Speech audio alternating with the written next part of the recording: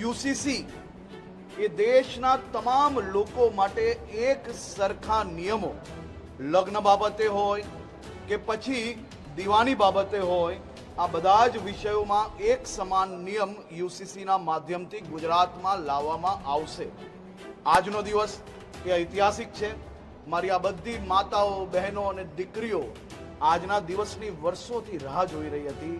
એ દિવસ, આ ઘડી આ સૌ બહેનો માટે ખૂબ મોટું રક્ષણ પુરવાર થવાનું છે.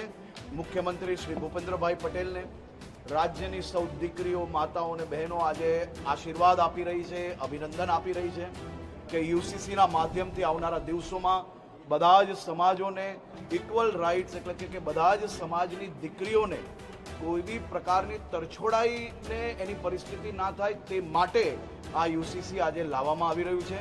યુસીસી એ કોઈ એક ધર્મ માટે નથી, પરંતુ બધા જ ભારતીયો માટે એક સમાન છે.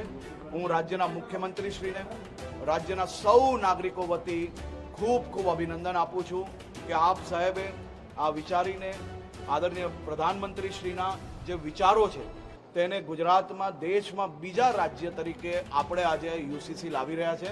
અને